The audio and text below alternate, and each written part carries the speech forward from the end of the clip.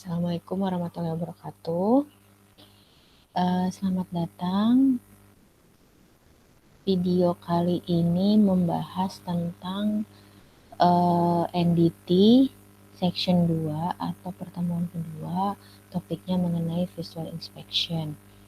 Sebelumnya saya mohon maaf tidak bisa mendahulukan virtual meeting dan diganti dengan pemberian video perkuliahan ya. Visual inspeksi. Visual inspection adalah metode pengujian yang paling umum digunakan di industri ya, atau di berbagai macam pengujian atau inspeksi itu dikarenakan metodenya itu memang sangat umum dalam arti mengharuskan operator melihat permukaan bagian yang diperiksa. Jadi apapun pengujiannya pasti menggunakan atau melibatkan visual inspection ya, baik dengan langsung ataupun tidak langsung. Apa itu Bu maksudnya tidak langsung dan langsung? Nah, dibagi dua, divided into several viewing techniques. Yang pertama adalah direct viewing, yaitu adalah melihat bendanya langsung tanpa atau dengan bantuan ya. Kemudian yang kedua adalah remote viewing. Viewing an object not in the operator's immediate. Jadi tidak secara langsung menggunakan, jadi tidak secara langsung melihat benda kerja, tapi menggunakan bantuan alat ya, seperti itu.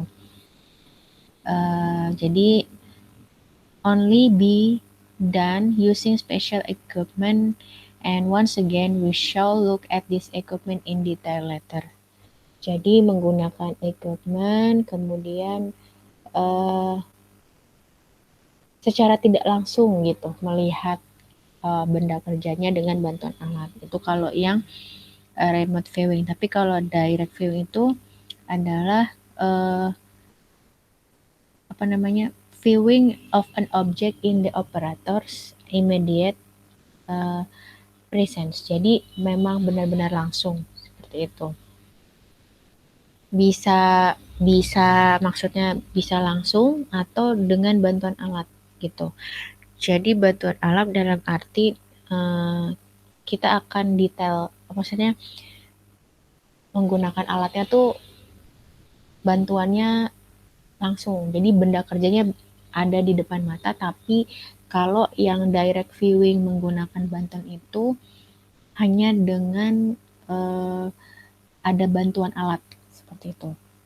Jadi kalau direct viewing itu ada dua, melihat bendanya langsung biasa nih, misalnya ada benda kerja kita lihat, oh ini ada cacat gitu.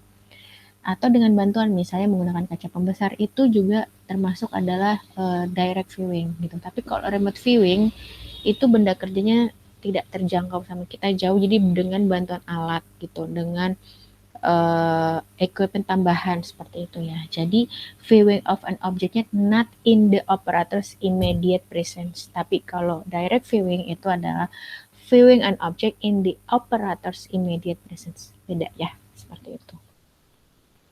Kemudian basic principle dari visual inspeksi ini adalah pertama ada dua, illuminate, menerangi spesimen ya dengan cahaya atau misalnya dengan mata langsung bisa.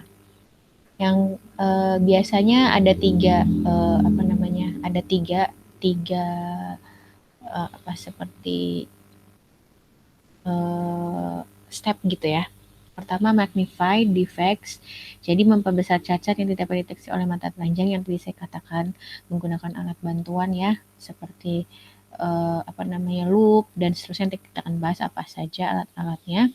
Nah, yang kedua adalah assist in the inspection of defect, bantu dalam pemeriksaan cacat ya. Bantunya ini bisa dari misalnya tadi bisa langsung alatnya, atau misalnya memudahkan gitu. Intinya prosesnya adalah memudahkan. Yang ketiga adalah permit visual checks of areas not accessible to unaided eye. Jadi memeriksa visual dari area yang tidak dapat diakses oleh mata biasa ya, seperti itu. Jadi pertama magnify, memperbesar, kemudian assist, yang ketiga adalah permit gitu. Kemudian ada most basic and common inspection method, ada tools include fiberscope, borescope, magnifying glass, and mirrors. Ini beberapa alatnya ya, seperti fiberscope, borescope, magnifying glass, and mirror. Kemudian ada juga portable video inspection ya, untuk membantu men-zoom in gitu beberapa benda kerja yang sulit ya, seperti large tanks, kemudian ada railroad tank cars, sewer lines, dan vessel. Kemudian juga ada bantuan robotic crawlers, itu untuk melihat beberapa atau mengamati daerah-daerah berbahaya atau yang sempit ya, seperti saluran udara, reaktor, kemudian pipelines, dan seterusnya. Seperti itu. Kemudian, nah ini dia beberapa equipmentnya, ada kaca, magnifying glass, ada microscope, borescope, closed circuit television, videoscope, penggaris, dan seterusnya. Ada micrometer juga, ada wedge gauge, seperti itu. Kemudian equipment yang paling banyak digunakan ya, seperti borescope, kemudian di sini ada endoscope dan machine vision inspection setup. Nah, ini perbedaan borescope sama fiberscope ini, bedanya hanya borescope menggunakan lensa untuk mengirimkan citra dari objek ke mata hanya untuk pemeriksaan yang lurus dan rigid. Jadi kalau misalnya borescope, fiberscope itu hanya yang rigid ya, maksudnya yang lurus gitu. Tapi kalau misalnya fiberscope menggunakan serat yang fleksibel sehingga cocok dipakai untuk pemeriksaan yang lekukan, seperti itu ya. Kemudian